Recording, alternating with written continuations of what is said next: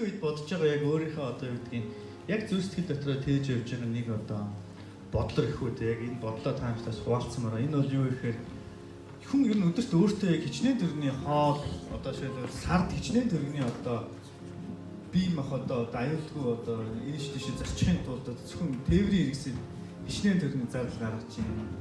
За тэгээд хоолн дээр ямар их анхаарч бүгдээрээ те одоо эрүүл чанартай хоол идэх гэж оролдож байна. Дээрээс нь хоо сайхан одоо та нарт үссэн совцоо харалта ямар ч царайлаг ямар ч гоё те тэгээд зэмцээ жоохон татсан гоё сонжтой. Тэгээд гадаад байлдаа бид хичнээн одоо саяар нь хөрөнгө оруулдаг хэдэн 100 мянгаар хөрөнгө оруулдаг те ер нь бол бид нар аягүй өөртөө хайртай юм. Ер нь хайртай ер нь тийм байх хэрэгтэй. За дээрээс нь одоо хэдүүлээ өөр юунд мөнгө зарцуулж байна. За гар утас компьютер те за машин, байр гэх бид энэ зүйл маш их хөрөнгө оруулдаг. Юу нь барыг бидний амьдралын бараг 80% одоо ирч хүч, эдгээр зүйлсийн хэрэгцээг хангахын тулд хэлж болохоор бидний одоо энэ бол хүний хувьд юу хамгийн үнцэнтэй байдаг гэдгийг мэдхийн тулд ерөөсө хоёр зүйл дээр л тестийг үзэж байгаа байхгүй. Нэг нь юунд хамгийн их цаг зав зарцуулж байгаа вэ гэдгээр нь тэр хүний хувьд юу хамгийн үнэтэй болсон бэ гэдгийг мэдэж болдог. Ярьж байгаа юм биш. Хүн бол ухаантай болохоор айгүй мундаг байдаг л да. Их орон ээж аваа хайр гэдэг айгүй ингэж ярьдаг. Гэтэ яг үнэндээ ээж аавдаа хэрэг цаг зарцуулж байгаа вэ? Их орныхоо төлөө эсвэл тэ хайртай хүмүүстэй нийт одоо өглөөнөөс орой хүртэлх амьдралынхаа хэдэн хувийг одоо тэр чухал гэж бодож байгаа зүйлдээ зориулдаг вэ гэдэг ингээ харах юм бол ярьж байгаа үлдэж байгаа өрнийхөө хоорондоо жоохон зөрүүтэй байдаг. Яг одоо тэр жишээлбэл дараа нь таныг юу хамгийн таны амьдралд хамгийн чухал болсон вэ гэдгийг мэдхийн тулд таны дансны хар дэвтрийг үзэхэд юм нээлттэй байдаг. Юу гэсэн үг вэхээр юунд хамгийн их мөнгө зарцуулж байна тэр зүйл нь таны хувьд яхаа маш чухал зүйл болсон байна гэсэн. Хүмүүс эрүүл мэнд номер 1 гэж ярьдаг хэрнээ дансны явуулгын авах дандаа гутас, хувтас, гутал авцсан байдаг те хамгийн үнэтэй юмнууд. Тэгсээрнээс сард ингээд 400 мянга ч юм 300 мянга тогтмол витамин авч уудаг хүмүүс маш цөөхөн байдаг. Тэгээ витамин уудаг ямар ч С витамин юм. Тэгэхээр ер нь бол одоо эрүүл мэндэд хэр их мөнгө зарцуулж байгаа вэ? Дээрээс нь хувцсандаа хэр их мөнгө зарцуулж байгаа. Эсвэл боловсролдоо хэр их мөнгө зарцуулж байгаа вэ? Эсвэл одоо тийм машин унаандаа хэр их мөнгө зарцуулж байгаа гэдгээс нь хараад ярьдаг шиг амьддаг хүн үгүй гэдгийг бас мэдэж болдог. Тэгэд энийг бол ганцхан хүнийг одоо хэн бэ гэдгийг танихад гол биш. Өндөр өөрсдөө байдуулаа гэж харах хэрэгтэй. Энэ дотроос хамгийн чухал нэг зүйл нь юу байдаг вэ гэхээр би таарт өнгөрсөн удаас ярьжсэн байна. Хүн өөртөө хөрөнгө оруулах гэдэг нь ганцхан боловсролч бас биш. Өөртөө хөрөнгө оруулах гэдэг нь бас ганцхан одоо эрүүл мэндч бас биш. Чиний доторх хүн. Чиний итгэл үнэмшлэр чи та бас хөрөнгө оруулах гэсэн. За одоо бүгдээр сэтгэл санаа гэдэг бол докторгүй зүйл. Сайхан зүйл бол баярлдаг, хэцүү зүйл бол гойнд гутардаг. Гэвч сэтгэл санааг доктортой барьдаг зүйл нь хувь хүний итгэл үнэмшил. Тэгэхээр одоо ямар ч байгууллага байсан, сайн ч байсан, муу ч байсан, дээд байсан, дунд байсан, доод байсан ч гэсэн эннээс олон зүйл шалтгаалдаг. Харин тэр хүний итгэл үнэмшлээс маш олон зүйл шалтгаалдаг.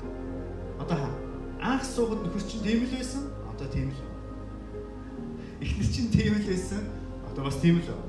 Тэр хүн өөрчлөгдөв. Та нар болохоор одоо манай нөхөр өөрчлөгдөж юм юм яриха болчиход байгаа. Тэгээд айгүй зөвлөгөө авч байгаа хүмүүс манай нөхөр анх бол айгүй намайг сонсдог байсан гэх. Одоо айгүй тэрхээ болчихсон юм гэдэг. Яг үүндээ энэ тэр бол тиймэрхүүл хүн байсан уу байсан. Угасаал юм ярьдгүй л байсан шүү. Та өөрөө жүжиглсээр бол аваас санаж байна. Тэгээд нэг юм үг байдаг тийм.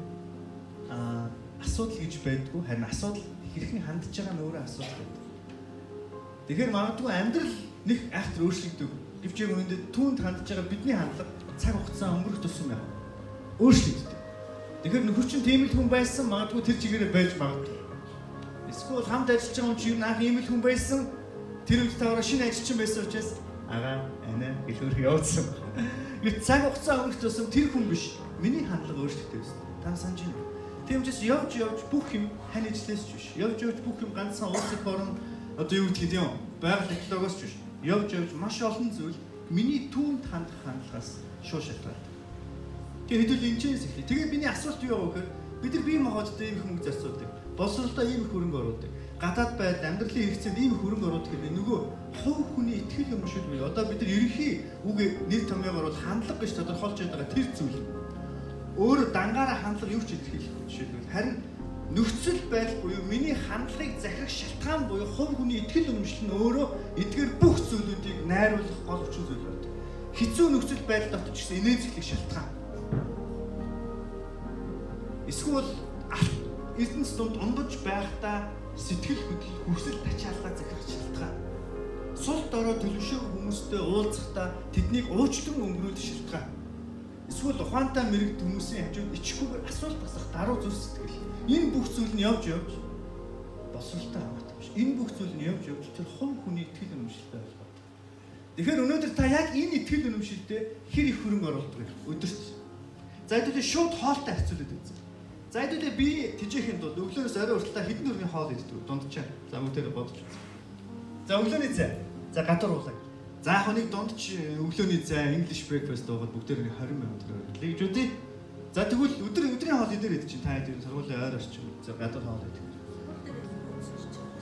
Өө идэж тийм үү? Ваа. За сайн байна. За. Оо айгүй хэмжлэлтэй та ч яг гоё байгуулалтад ажиллаж байгаа юм шүү дээ. Тэгээ ажилчдынхаа эрүүл мэндийн эрсдлээс хамгаалдаг тийм. Сайн байна. За хэдүүлээ ресторан хоол идлээ гэж бодъё зүгээр. Одоо ердийн нэг өдөр хүнтэй уулзах боллоо гарлаа. Гадар хоол идлээ. Дундчаар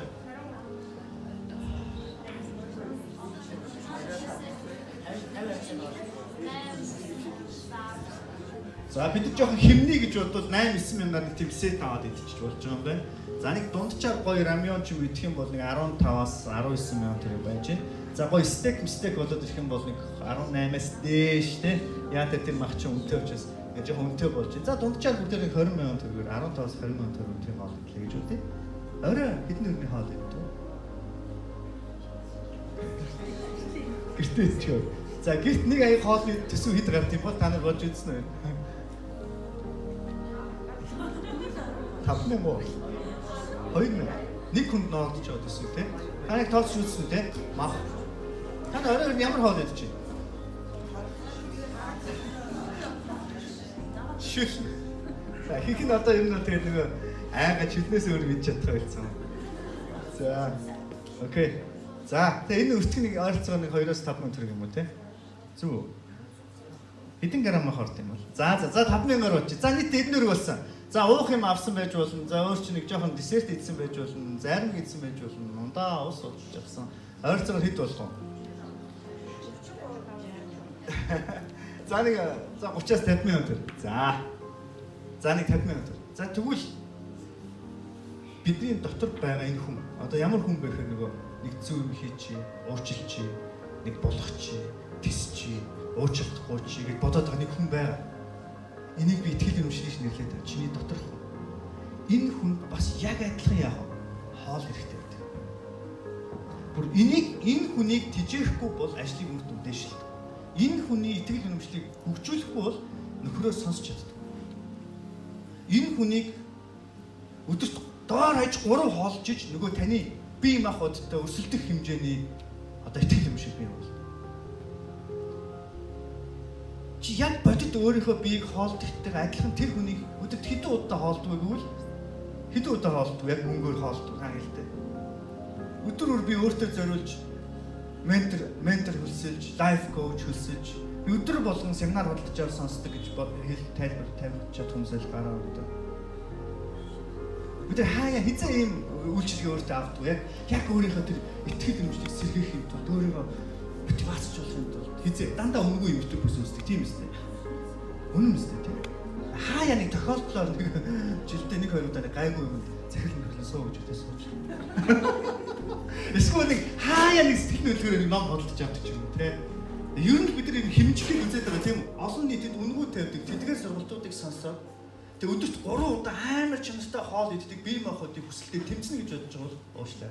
Ямар ч боломж yok. Энэ би ямар юу өсдөг та нар мэдэн ш жоохон ундах хэрэгтэй. Гой хоол идэх хэрэгтэй. Гой хувцс өмсмөр байна. Бусдаас жоохон хайтаа харагдмаар байна. Энэ би өөрийн гэсэн философитой, өөрийн гэсэн хүсэлтэй, өөрийн гэсэн бүр ингэж хүсэл мөрөөдөлтэй. Тэг гоё машин байнга л гоё юм хараас дээрээс ингэ. Одоо ингэ хүмүүс харж шүү гутлын хараас дээр. Энэ ч угсаа буруу байхгүй. Угаасаа л энэ биений чи өөрийнх нь хүсэл нь байхгүй. Тэг бүр хүсэл яаж яслал хоёроос байнга л юм бодно. Нэр. Тэг Тэгсээ тэр нөгөө хамгийн чухал хүнийг хоолохгүй. Нэг хүнээс айгүй энгийн зүйлс. Хоёр нохоотой нэг хүн байж, хоёр нохоогоо хоорондоо зодлоо дандаа цагаан нохоонд дийлдэг. Тэгээ асуусан бил та таны цагаан нохоо ягаад дандаа юм хүчтэй дээ? Та нууцаа ялаж гэсэн чинь жоох илүү хоолдгийг тэгээл тэр. Юуг илүү хоолж чинь тэр чиний яах вэ? Чамаа хүчтэй өдөртөх бол. Өнөөдөр зөвхөн дотор итгэл үнэмшилтэй хооллохгүйгээр бүгдээр ажил хийгээд үзье. Яаж цалингаар хэмжүүлэх вэ? Яаж энийг юм дээр гарах вэ? Яаж нэр хүнд өрсөх вэ? Тийм шүү дээ. Яг гэвэл би чи өөрөө хүндлэгдэх дуртай. Гой харагдах. Энэ чи буруу биш үү? Зүгээр нэг хэсэг л байна. Гэтэл нөгөө бид нар хэлээд байгаа шүү дээ. Сүнсгүй дуу, сүнстэй дуу тэргээл. Нэг дотроо амьтай амьгүй, эсвэл нэг сэтгэлтэй сэтгэлгүй хүн гэдээ яриад байгаа чинь муу сайн үний тухай яриаггүй. Зүгээр л алигаа илүү хоолдог хүн бэ? Тэр үний тухай ярьж байгаа. Хэрэв үнэхээр олон хүмүүс гадаад байдлыг орхиод дотоод байдлыг анхаарахтаа тэдний амьдралын чанар дээшлээсээ танаа санаа шүү дээ. Мэдчихэж байгаа шүү. Энэ яг бодтой та нар шиг яг тэр дотор хүндээ өгч байгаа тэр мэдлэг, мэдээлэл, ятгалын чанарыг яг мөнгөөр үнэлж чадах хэмжээний тийм хандлагын өөрчлөлт хийж ижил өнөөдөр бид дундаас дээш үнэлэгдэх боломжтой. Би байгууллагын тухай яриаггүй шүү. Би хөвний тухай ярьж байна. Өнөөдөр би та нарын хувцастаа чи яриаггүй. Өнөөдөр би таны өсний засалтаа чи уулзаагүй. Би өнөөдөр таны боловсролтой ч би өнөөдөр уулзаа. Та нарын багш гэдэг тодорхойлтыг би хэмжээс авлаа. Би та нарын эрэгтэй эмэгтэй гэдэг тодорхойлтыг ийш авлаа. Би таны төгссөн сургуулийн дипломыг ийшээс авлаа. Танаас авлаа. Таны төрсөн нутгийг би танаас ийш тодорхойлтыг ийш тавилаа. Та нарын ээж гэдэг тодорхойлтыг ийш тавилаа. Нөхөр гэдэг тодорхойлтыг ийш тавилаа. Тэгээд та хэм бэ? Би гэж хэм бэ? Танилцуулаа надад. Та хэм бэ? Би гэдгээ танилцуулаа. Би энэ асуултыг анх удаа өөрөөсөө асуухад надад хариулах юм байхгүйсэн. Бид нар болохоор өөрөө яаж танилцв? Яг би нөгөө багшийн сургуулийн тэдэн оны төсөвч. За тэгвэл тэр чи авч чи хэм бэ? Яг би нөгөө шард орж юм шүү дээ. Таньж байгаа үстэй яг танаа нөгөө өөрөө яаж танилцв? Би нөгөө Оросд сургууль төгссөн тэр. Эсвэл би хуульч тэр. Эсвэл тэр сургуулийн багш тэр. Энэ дандаа миний дотор хүнийг илэрхийлэхгүй. Дандаа миний хувцсыг эсвэл миний төгссөн эсвэл нөгөө солонгос гэмтраа шиг би яг нөгөө цогтоо жагааг аав нь байна. Одоо эцэг эхчүүд тийг танилцуулж байна. Би жаргалын аав байна сайн байна багшаа. Бид нар яг өөрөө яг дандаа гаднах өөр зүйлсээр бид нар өөрсдөө танилцуулах болчихсон. Илэрхийлж байна. Тэгээд хүүхэд байхгүй болов шууд итгэл үнэмштэй алдна. Яг тэгвэл тэр хүүхдэр өөрөө тодорхойлчихсон. Хэрвээ чи зөвхөн ажлаараа өөрийгөө тодорхойлж байгаа чи ажлаас гарахдаа чихэн шүү. Чи зөвхөн альсныхаа энэ толгор байдлаар бахархаж явдаг гэсэн бол нэг үрчлээ суугаад чи яах вэ? Шууд сэтгэлээр оноо. Нэр чи юугаар бахархаж чи юугаар өөрийгөө тодорхойлж байгаа? Чиний тодорхойлж байгаа зүйл бүгд гаднах зүйлс байв. Чи 5 далаараа гангардаг бол нэг эдийн засгийн ямарлаар чи 5 далаа зараад пүрүү сойр авах юм бол чи шууд тодорхойлтоо алдаа чи сэтгэлээр. Чи төссөн утгаараа бахархдаг. Америкт очсон манай хүмүүс яадаг вүлээ? Ямар ч тодорхойлтгүй болоод очдөг үстэй ажлыг. Тэгэл дижигээс хэлдэг шүү дээ. Ямар ч юм чууж байсан. Дижиг дэмжээс диш вош юм тухай ярьж шүү дээ. Дишнээс ч бас ингэ скрач хийж болдог.